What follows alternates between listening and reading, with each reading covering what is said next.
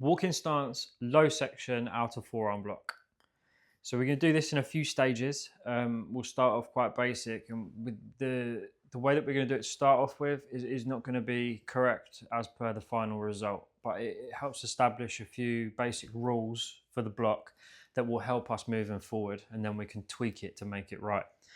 So we need to be able to do this from a ready position first. So we're going to go from chumbi. So we're a shoulder width wide, and we're in the chumbi position here, like parallel chumbi sogi. From here, we would normally take our right leg back and do the low block is how we would do it in class. So that's how I'm going to teach it. And this will be where we'll start any line work that we're going to perform in a walking stance. So this is a really useful one to learn to start with. So if I'm going to take my right leg back, I'm just going to put my right arm up in the air. And then I'm going to put my left arm, I'm going to put my fist to my ear. I want you to imagine you're grabbing your ear.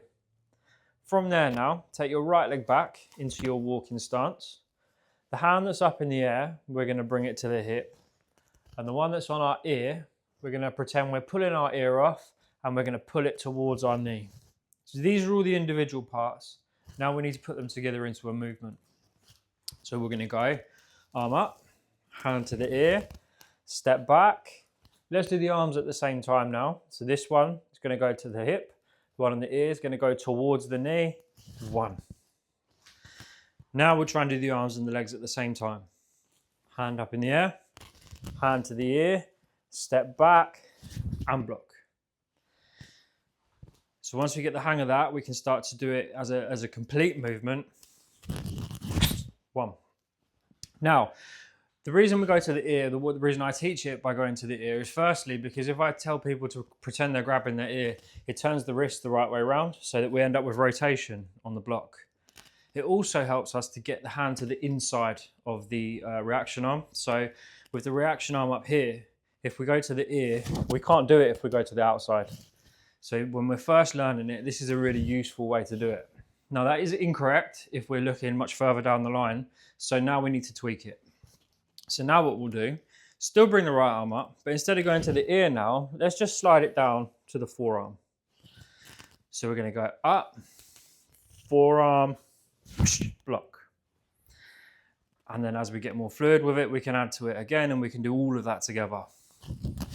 One. Very much like we covered with the middle section punch, we want to try not to have disjointed movements.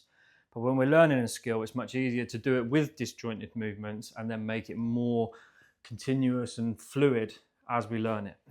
So from here, right leg back, low section out of forearm block. One. All we need to do to move forwards now is what we did to move back, all the same steps, but instead of putting the right arm up to take the right arm back, we're just going to lift the front arm.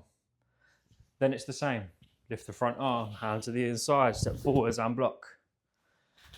We can strap all them together to get ourselves going backwards from the chumbi position and then forwards in the walking stance. So if I do a couple just as a demo so you can see what it should look like hopefully once we get the hang of it.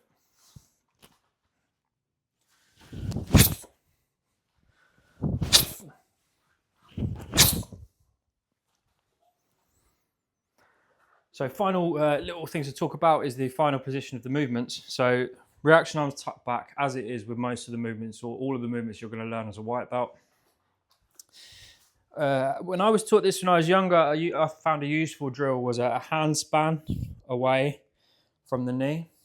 If you think about the application of the movement, you're blocking a low front kick. So low is sort of just below the belly button here. The blocking tool is the outer forearm.